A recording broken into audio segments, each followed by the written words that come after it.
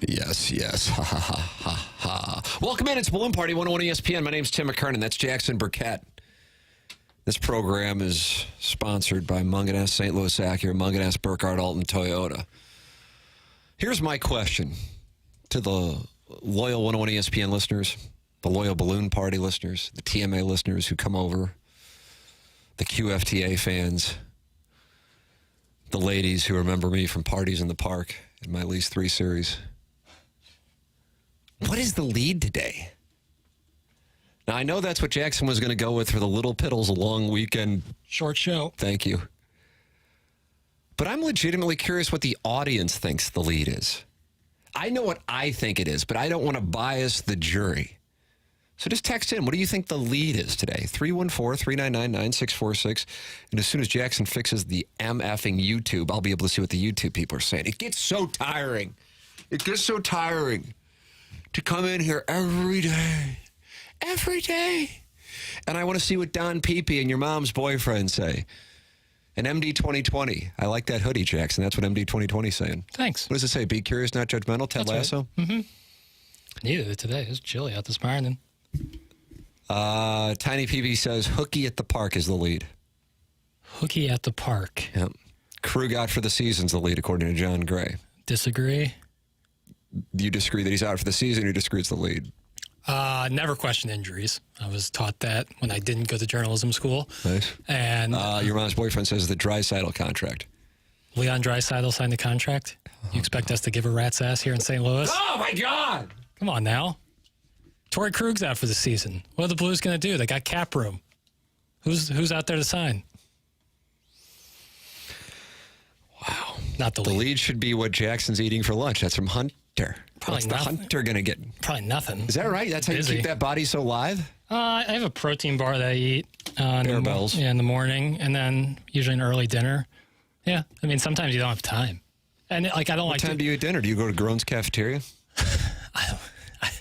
I haven't been to a cafeteria. I wouldn't go to a restaurant necessarily if it said cafeteria on it. Wow, and now we're going to look down on old people today. That's what we're going to do. Sometimes we look on people who don't live in the Central Corridor. Today we're going to look on our senior citizens. People who put in time and don't care about their likes on social media. I don't know what you're talking about. I've done nothing but appease to the old people. I'm not saying any buffet in particular. I'm just saying if you have a buffet and you're like, oh, my God, all you can eat. But if all the food sucks, what's the point? Wouldn't you just have one good dish as opposed to as much as you want of 100 bad dishes? I don't understand it. All right, there it is. There's Jackson's perspective on cafeterias. Can we talk about Jackson's anger issues? That's from your mom's boyfriend. Is that the lead? What anger issues? Did you snort coke with the Stars in the Hamptons this weekend? That's from AM. That could be my wife. Not gonna. I plead the fifth.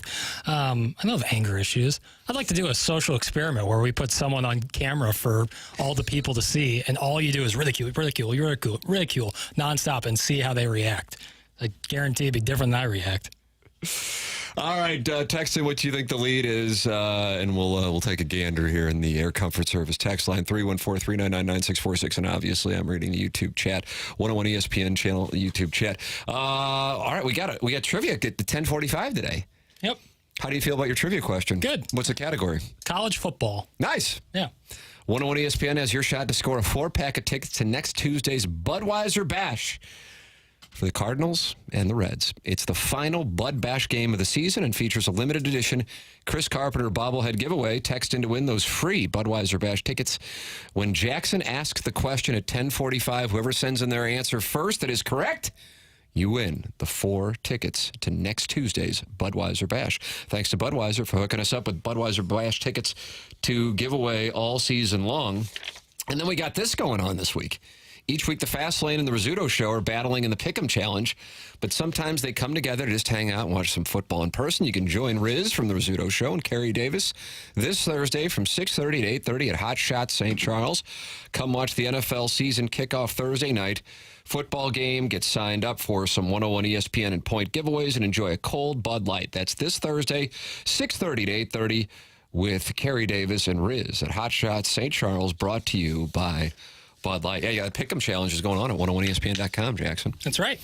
Make your football picks each week and see if you can beat the guys from the Fast Lane and the Riz Show. The Fast Lane and the Riz Show are throwing down all football season long in the Pick'em Challenge. Get signed up before Thursday's season opener to play in the Pick'em Challenge at 101ESPN.com. I know a lot of St. Louisans are fired up for the start of the Chiefs season as we get ready for the Ravens and the Chiefs.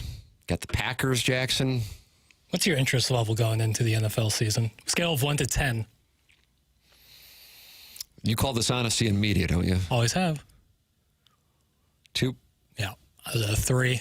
College football, 10. 10, 11 if there was an option. Yeah. Like I just watching college football this weekend, and there were some good matchups, even though it's week 1 where it's usually full of crap, and there's plenty of that. But in the good marquee matchups, I was like, man, there's about nothing better than this. Like Texas A&M, Notre Dame, and LSU, USC, the latter of which was not played at the home stadium. Still, atmosphere's a 10. Gameplay is great. I kind of like the element of like these are still kids and they can mess up all the time. Like I think that's more fun, and I loved it. I share your enthusiasm for college football, and it looks like kind of I thought this might be the case, but I wasn't sure. I was confident on TMA it was the case, but I wasn't sure here on 101 ESPN. Overwhelmingly, not only do people say college football, but people are more either talking about Boston College or its impact on Missouri's schedule. Mm-hmm. And from a very broad picture, I think that speaks to the enthusiasm for Missouri football this year, that would be the case, because I don't think anybody would have cared at all if this were 2 years ago and Missouri's schedule looks like it may have gotten more difficult with Boston College winning last night in Tallahassee. It's who Missouri plays on September 14th, and one that may have flown under the radar for many, Vanderbilt beating Virginia Tech. Virginia Tech was a 13-point favorite, and they lost to Vanderbilt. Yep. So 2 games that I think many would have thought were going to be relatively easy now don't necessarily look that way. And I think that's a good thing. It's a good thing for a couple reasons. It's a good thing to get you primed for what is a much more difficult October, at least theoretically, you would think, because it includes a trip to College Station, even though College Station and A&M looks like they might have a quarterback situation based on how they were unable to move the football against Notre Dame. And then you got War Eagle coming to town. Tough to gauge them after they played. Who'd they play? Bill's Shrub Alabama A&M, who lost 73-3. Okay, and then you got the trip to Roll Dam to finish off the month. And, of course, don't forget the foliage in Amherst. That's right. Can't forget about that. Thank you. As Missouri enjoys their tour of the Northeast, it starts with Buffalo this weekend in Columbia. Then Boston College comes to town, a couple of games against some SEC schools, then back to playing teams from the Northeast, as the way it should be. It's how I like it. It's how we like it. But the 2 common denominators for both Boston College and Vandy are dynamic quarterbacks. They have Castellanos last night looked really good for Boston College, and then Diego Pavia, who played at New Mexico State for Vandy. Yeah, there's a little buzz about Diego Pavia. He was kind of a little baller. I'll be honest with you, I didn't know anything. I had never read the gentleman's name before this past weekend. But he was kind of a little baller. He's 6 feet tall, but he runs like crazy. He's got a great arm. And I'm telling you, the atmosphere at Vandy, people are like, I mean, they're an SEC school in Nashville, Tennessee. Like, they clearly have a love for football. It's just haven't had much to chew on there. And when they have a little bit of a hope. Franklin headed to Nittany Lion Land. Right, but with just a little bit of hope, they're going to come out and play. Now, you get Vandy at home this year as opposed to on the road, which usually would care one way or another. But that, with how good their quarterback looked on Saturday, I'm kind of glad that they're playing in Columbia, not in Nashville. And May I add this, since a lot of people have texted in Boston College. God bless America. I love to see that. Yeah, man. Because that's where my interest at this moment is. College football, I'm talking about, not necessarily Golden Eagles football, but Boston College's schedule. They take on Duquesne this weekend. Mm-hmm. Hey, everybody does their little September dance. Then they travel to Columbia, Missouri. Then they host Michigan State. Host Western Kentucky, at Virginia Tech, who just lost to Vanderbilt, at home against Louisville, at home against Syracuse, at SMU, at home against North Carolina, at home against Pittsburgh.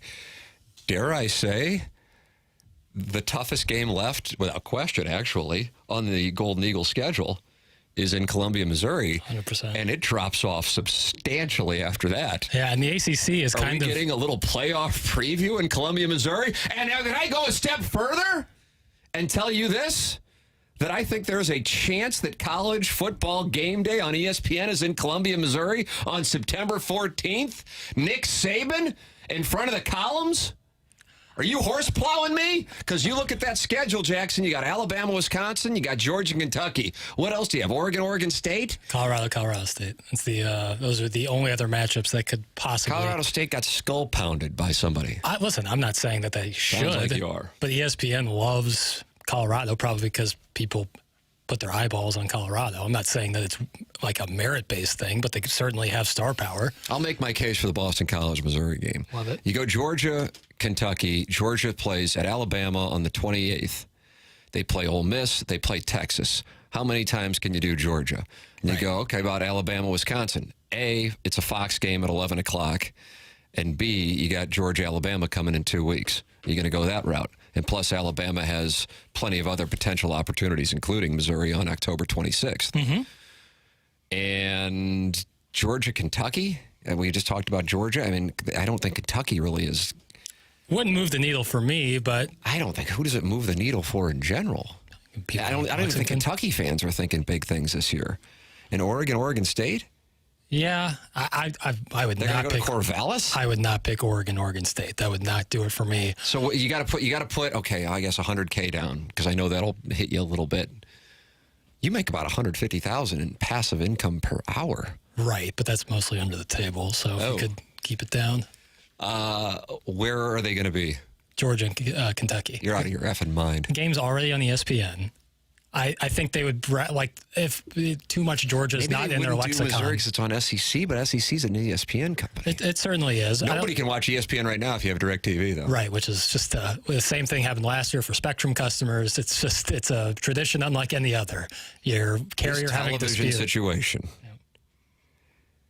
I know this is one of the rare times where I can do a populist take and sound like I'll scream about it and everybody will agree with me. Right. Man, he tells it like it is. Right, Kroenke sucks. The Cardinals are the best fans. No. The NFL is missing out on St. Louis. Look at the Battlehawks. Yeah, promote them. Promote them to the NFL. Yeah, relegate the Jets. Relegate the Jets and promote the Battlehawks. Populist St. Louis takes. But for real, this television situation, it's like, okay, now I guess I'll switch over to whatever. I happen to have both because I love the YouTube TV interface, but then I can't watch Bailey's while it still is in existence for another year. Mm-hmm. Now that Amazon's pulled out its investment dollars. It might be on public access now with Worldwide Magazine. But it's ridiculous. It's so absurd. So people wanted to tune in this weekend to watch college football, and it's not there on DirecTV. Nope. I was, as someone with Spectrum last year, I dealt with it right as Mizzou was about to start their first drive. Spectrum and ESPN. Oh, they told it right then and there? They were it was literally the sideline reporter was given a breakdown of Brady Cook, and then it went to black screen. Wow, with a little message? Yeah, and that's the same exact thing, and they know what they're doing by pulling it on the first weekend of college football. It's no leverage mistake. Season. Yeah, so this is how but it's just really frustrating for people. And, if you're a carrier, you're trying to keep people from cutting the cord, and like the one thing you can promote is like easy access. You just turn your TV on, change the channel. It's super easy. Nope. Black screen. We're having an issue with ESPN, and maybe it's on Disney and ESPN. Lord knows they like profits, but at a certain point, the consumer's losing out, and they're going to eventually give up on it. It is brutal, and I don't know who's going to win the staring contest because last year ESPN and Disney kind of broke. Yeah, I would think the opposite would happen. I think they seem to have more leverage, but I don't know. All this stuff is kept in ivory towers that we, the people, don't get to hear about. We get to face the consequences of it, which sucks. All right, some hockey news since Jackson's trying to embargo it from you. Leon Draisaitl and the Oilers have agreed. 8-year deal, and it's an AAV of $14 million, Jackson. Nice. That's like a Heat rotation player. I mean, You got one of the top players in the league from the defending Western Conference champions, and then you crap on the $14 million that he's going to make by saying it's a heat rotation player. Duncan Robinson legit makes that much money, and he barely gets minutes in the playoffs. What does that have to do with anything? Nothing. I don't know why I said it. It was a way to crap on the game of hockey. And that was unnecessary by me. I'm sorry. You want that one back, don't you? Yes. Yes. Lock in, kid. And Torrey Krug is out for the year. He's going to require surgery. So now the Blues will have, if they want it, if they want to use LTIR, $8 million plus, because they were already $2 million below the cap, approximately, of $88 million. And now you would have 6.5 from Krug to work with. Got it. So they can't do nothing. They have to do something to replace that. No, they already had, I'm trying to use a word that you would use at Horton Watkins. Arbitrage? It's not bad. That's more Mr. Guy. Superfluous. Oh, nice. Yeah. Nice. Krusty the Clown and the Simpsons had to say that word one more time. Superfluous. Nipple. It was like that a thing. actually works. Yeah. That actually works. I wasn't expecting it, but it does work. It's true. Let's see what we got. This is a hockey town, sir. That's from Frick James on the YouTube chat. Yep. Sure is. Duncan Robinson is more famous than Leon Draisaitl, too. That's from Deep Voice Dude. Yep. No, I'm not going to challenge you there. America is a football and basketball nation. That's from Deep Voice Dude. It's true. Those two sports were invented in America. So was baseball. Hockey is the one that it wasn't. Watch this. Ain't that America for you and me? Ain't that America? We're something to see. You've said that before. Is that? I can't remember who says that. That's the trivia. Oh, it's not the question I had, but John Cougar Mellencamp or John Mellencamp? And what's the name of the song? Ain't That America? That's the line I just recited. But I what's the name of the song? thought that was the name of the title. Like maybe it's in parentheses, like over my head parentheses cable car. You know, John Mellencamp's going to be here in St. Louis on September 8th with Willie Nelson and Bob Dylan. Hey, listen, I love Jack and Diane. That's not the song. I know, but it is a John Mellencamp song. That's correct. All right, so I feel vindicated. Pink Houses. Pink House. You've mentioned that before. I always get that confused with What's your Little Boxes. John Cougar Mellencamp Mount Rushmore. Jack and Diane 4 times. I guess I'll go Pink House's Small Town because I'm proud of being from a small town, and I live in a small town. I'll try it in a small town. Thank you. I like Authority song. What do you think about that? Authority song? Yeah. Haven't heard the tune. Jeez. I love that. Like, I can't just listen to all this music. I don't know. I have a set group of songs I like listening to. I like to listen to new music, don't get me wrong. But when I say new, I mean like made in 2024. Ideally. Deep Voice Dude sounds like Deep Voice Dude sure does whine like a baby a lot. That's from Thanks, Comma Dad. I can't keep track of who says what. This is all just, it's like seeing spots. I don't know. It's all the same to me. Very homogenous. Because he doesn't know any other John Cougar Mellencamp songs. Yeah, I was born in 1998. Go pool the local, hangout spots for 25-year-olds. See how many know John Cougar Mellencamp songs. I mean, you crap on hockey. You crap on a guy who's kind enough to come to our fair city. Oh, yeah. Out of the goodness of his heart. And now you mock people who were born in the 70s and 80s. No, I try more to understand them day by day. I try to reach out. They do nothing to reciprocate that. So I'm trying to learn more. I've been doing a long study on boomer culture. And they don't seem to do any research on mine, so whatever. Scarecrows on the Mellencamp top 4. Cherry Bomb 2. Cherry Bombs with your moms. That's my jam. When's Acoustic Sessions coming to town? That'll get the people going. All right, Jackson, I'm done with you attacking our fair city and the people who listen. That's what I'm done with today. All right, we will have... Got 3 more segments, so I don't know. Little Piddles trivia, giving away these Bud Bash tickets at 10:45. So many things to get to here on the program. It starts with Jackson's Little Piddles Long Weekend Short Show. Yeah. That's what it's called? Yep. This is Balloon Party, 101 ESPN.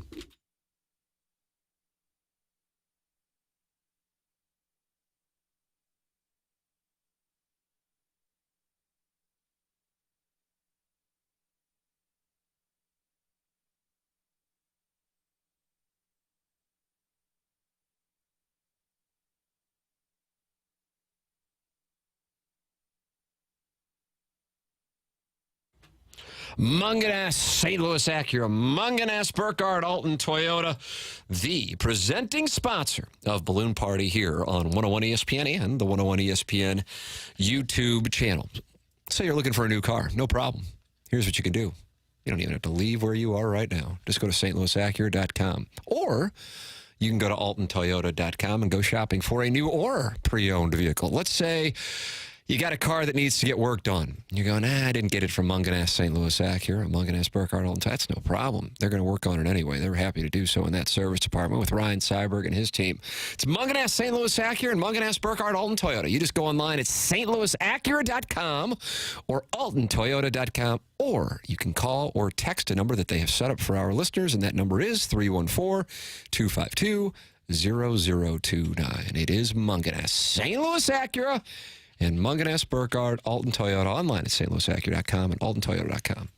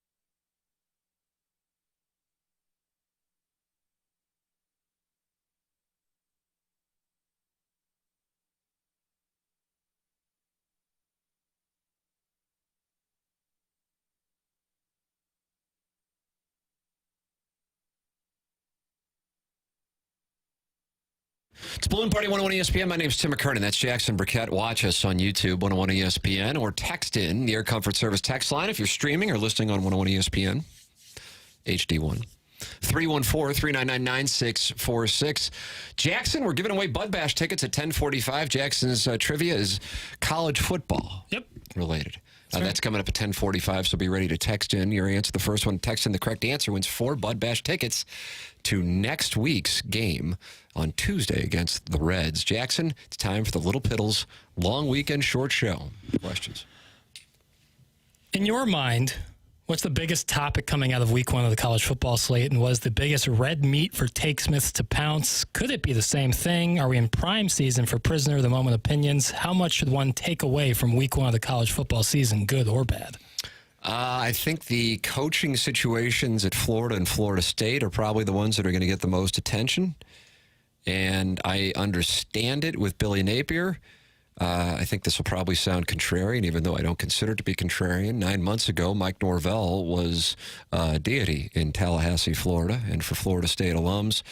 And just because they lost 2 games doesn't mean that all of a sudden he's a horrible coach and needs to be fired. Although my guess is there are plenty of Florida State fans and college football takesmiths saying that that's going to happen, which speaks to me as a problem if that is the mindset, that you just fire somebody and then all of a sudden you just can't do that. You can't do it. But Billy Napier now, this is the 3rd year, and they got blown off the field at home. And that's different than 2 bad games after an undefeated regular season in which you're in the playoff. If Jordan Travis doesn't get hurt against North Alabama, different connotations. I think locally, the biggest story is Missouri's schedule in September looks a lot different, I think, than it did before the weekend. We had talked about Boston College on here a number of times, but I didn't expect that. I loved Boston College getting 16 points last night. I thought Boston College playing Florida State after Florida State lost to Georgia Tech could be a little dangerous because Florida State, if they could win, would maybe have to go into we need to send message mode. Right. But Bill O'Brien, who you may know from the Houston Texans, from Penn State, was at Alabama, was with Bill Belichick last year in Foxborough. He's got a team that believes, great profile on him, written by, I don't know if it was Pete Thamel. I saw he tweeted it out, and then I read it last night. Like that's a group that really believes in Boston, and they have a bunch of returning starters, and that's usually a mix for success. And if you were listening to the first segment, their schedule is certainly favorable. If they do want to make a run, it really is. They have one ranked opponent on their schedule, and it's Missouri. So Missouri's schedule gets tougher. I think that's a good thing for Missouri. Agreed. Because it would be great if Boston College wound up being a 10-2 or 11-1 team. Right. It'd be a great thing. I'm telling you, Missouri at 10-2 could be in trouble with the college football playoff. So you want the season to look more difficult as it goes. It's not good that Texas A&M lost. You also had LSU lose. I know Missouri doesn't play them, but the SEC lost that game. You had the Florida debacle against Miami, and I'm leaving out another one, A&M against Notre Dame. Yeah, that's exactly right.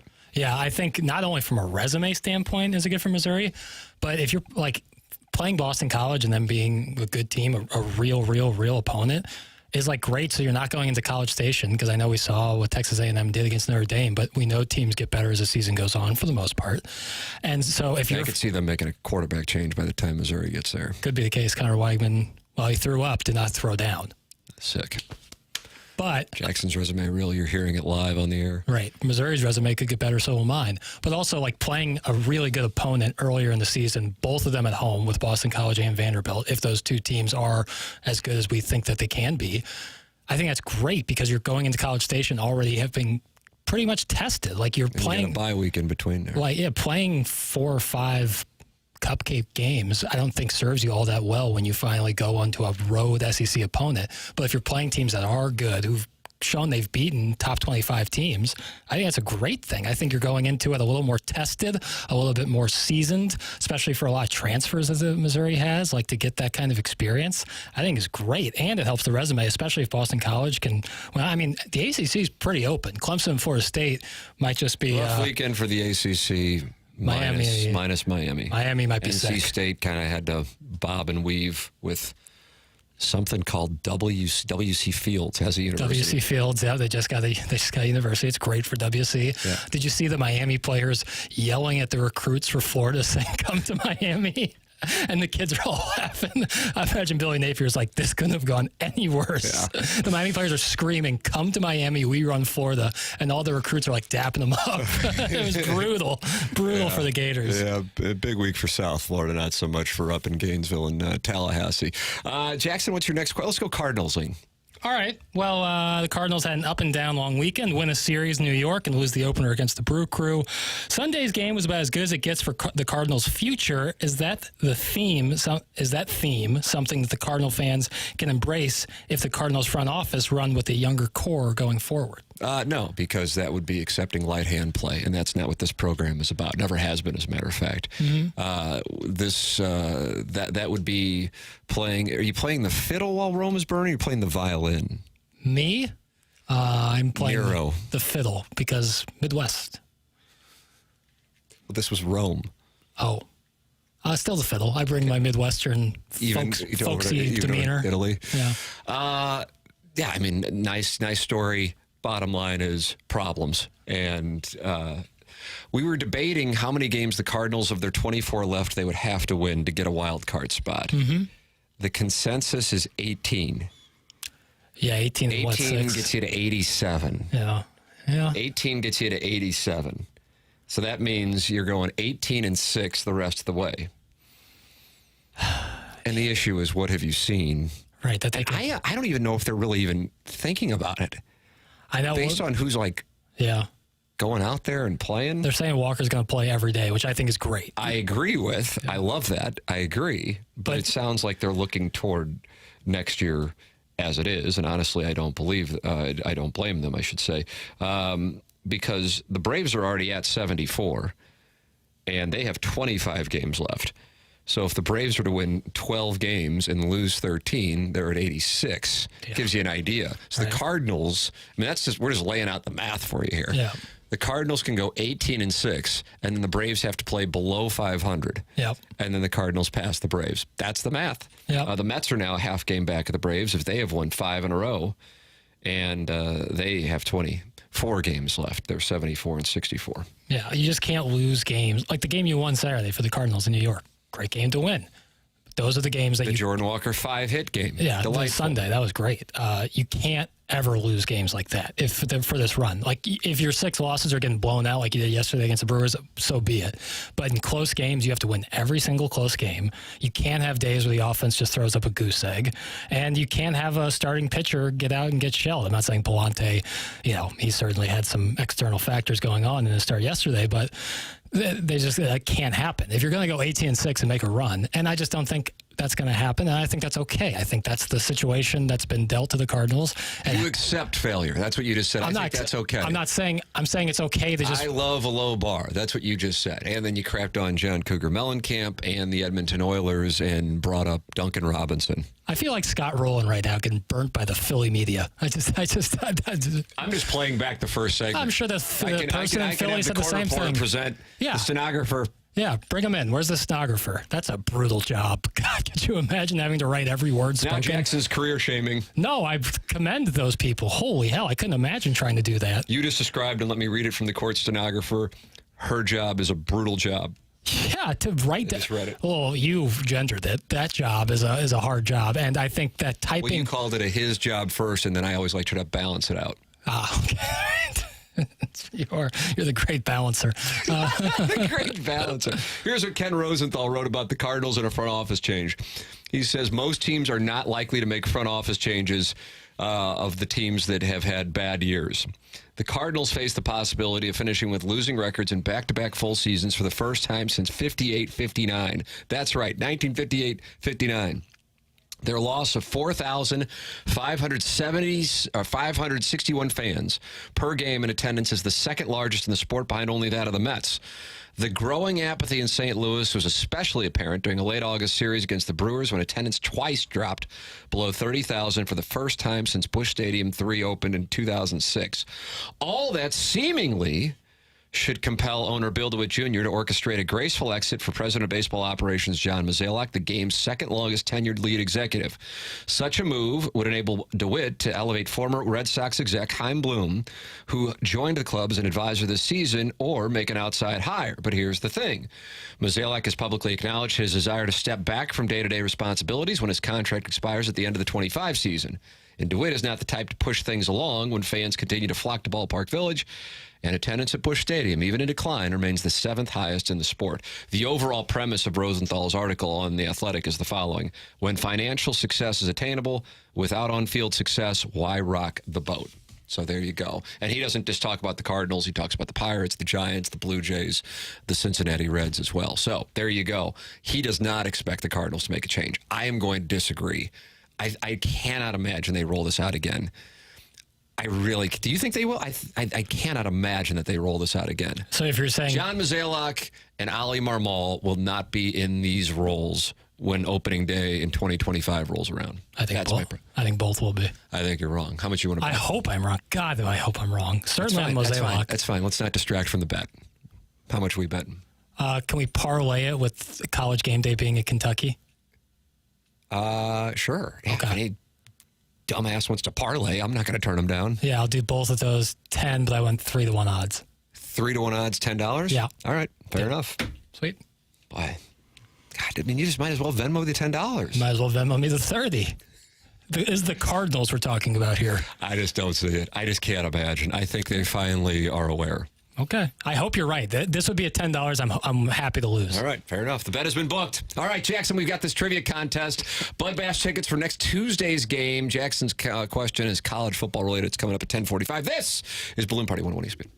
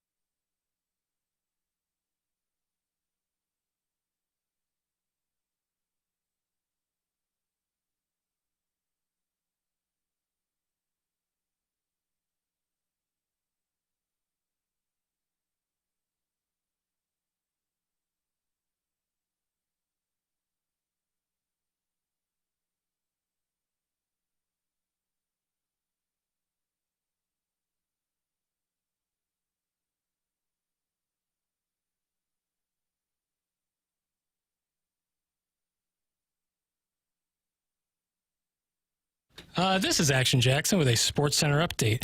And it's driven by Johnny Londoff Chevrolet and Johnny Londoff Autoplex. The Cardinals lose yesterday, final score of 9-3, but they take the series in the Bronx over the weekend 2-1 over the Yankees. They will take on the Brewers again tonight, 6:40 p.m. is your first pitch. Sonny Gray on the mound for the Redbirds. That was their Sports Center update driven by Johnny Londoff Chevrolet and Johnny Londoff Autoplex. See them at londoff.com. Chevy, together we drive. Are you kidding me?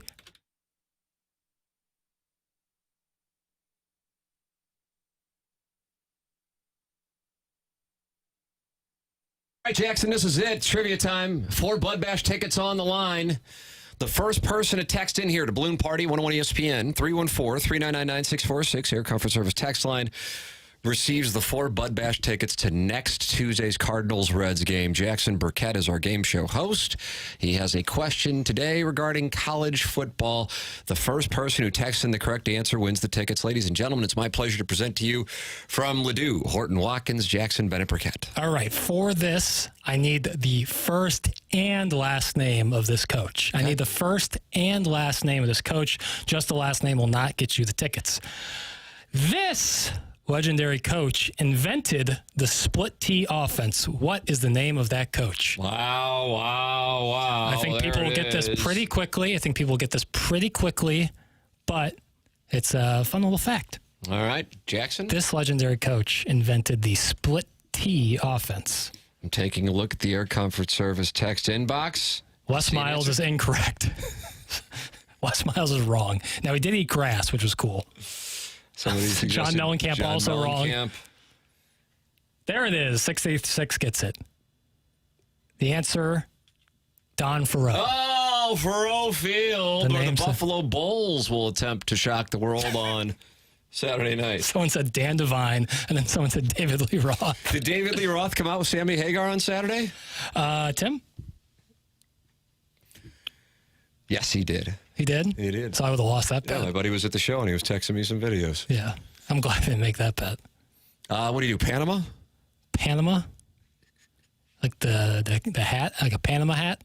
Panama Jack? They make a good sunscreen. I know about that. Trust me. A Van Halen song. Okay. Haven't heard Panama. Got it. You haven't heard that? No. My knowledge you really don't like classic rock, do you? That's not true. I like a lot of stuff. I mean, you don't know about John Cougar Mellencamp or John Mellencamp. You don't know about David Lee Roth or Sammy Hagar. I can sing all of Jack and Diane. All right. How many John Mellencamp songs can you name? 1. Okay. How many Van Halen songs can you name?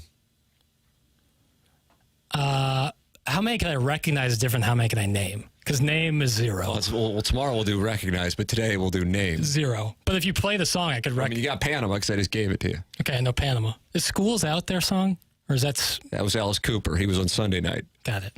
Okay. So I know that one. My buddy played golf with him 2 weeks ago. That is cool. I like to play golf with celebrities. Do you? Who do you usually play with? Clooney, Pitt?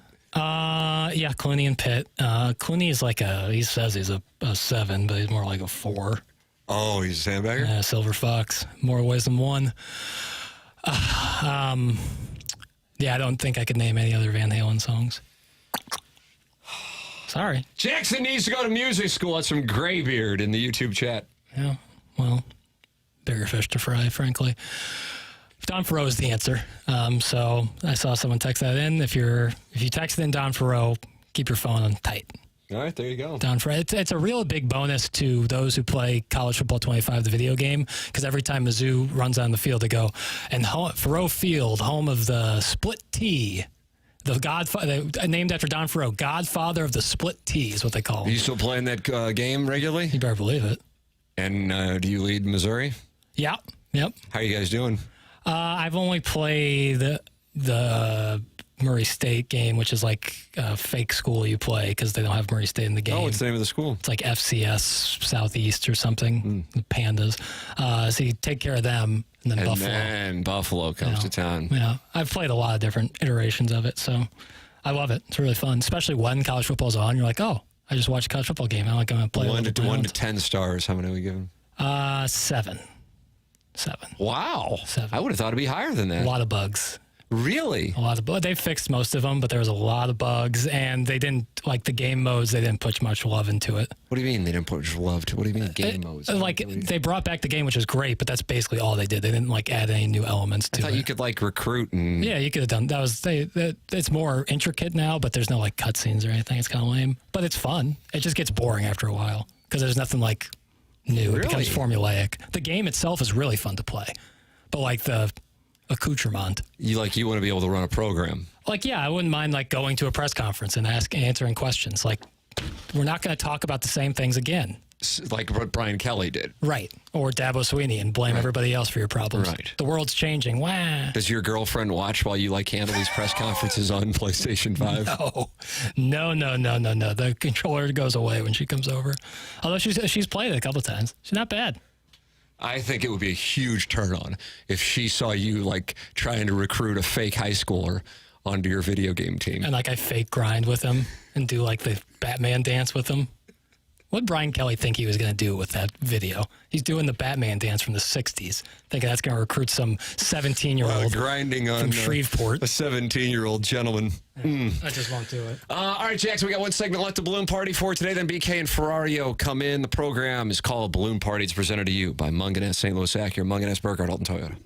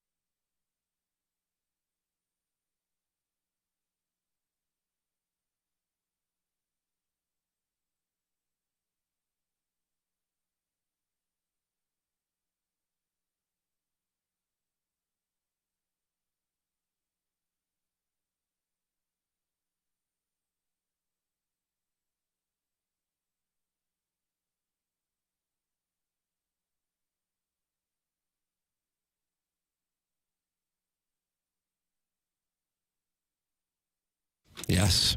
Jackson, we got 4 minutes. What are you going to do with it? This is your time. This is mine? Yep. Sweet.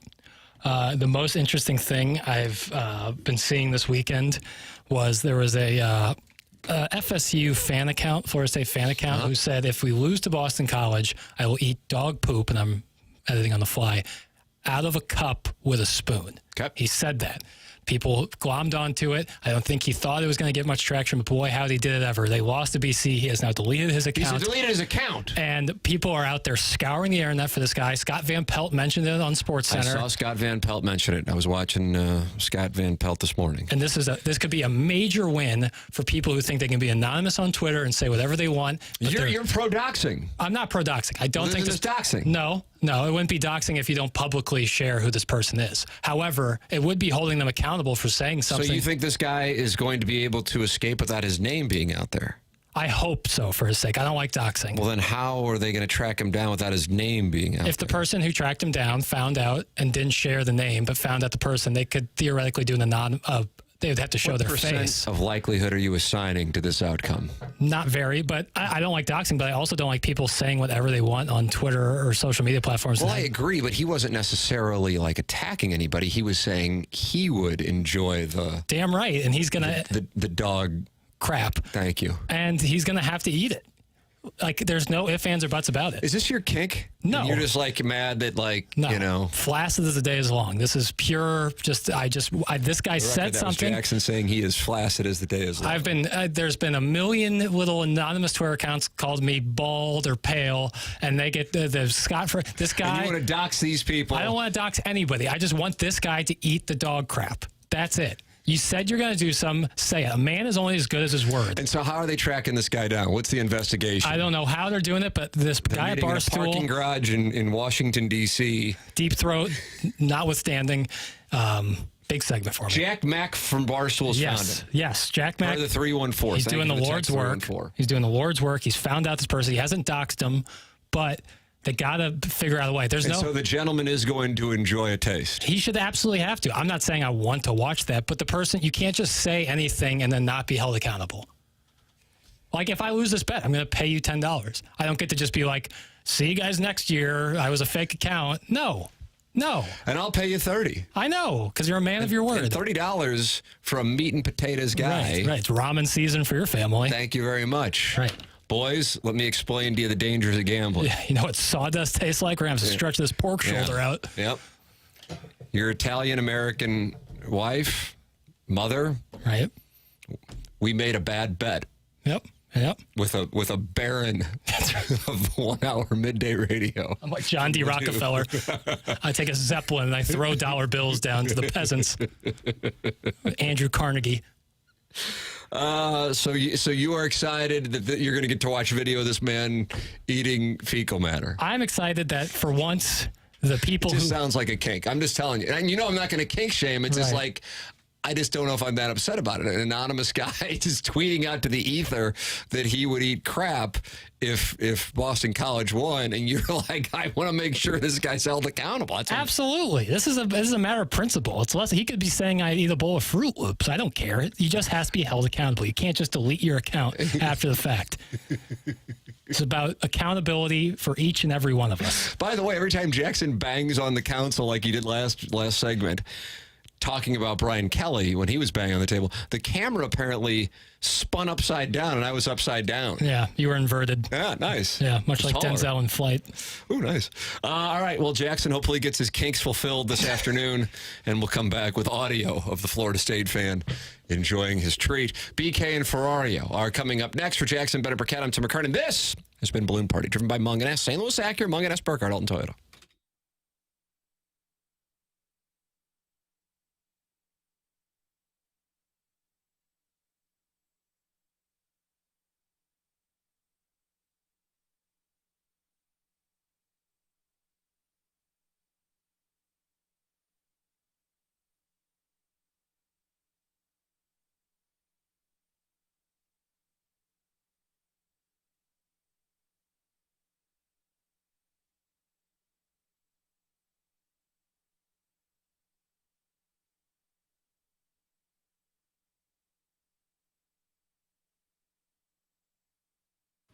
James Carlton is my insurance agent, and he is a big Missouri fan, all fired up, but maybe a little more trepidation now with the Boston College game and the Vanderbilt game coming up here in the second half of September. He joins us right now. Morning, James. Good morning, Tim. Yeah, it certainly looks like those two schools will present a bigger challenge than maybe we first thought.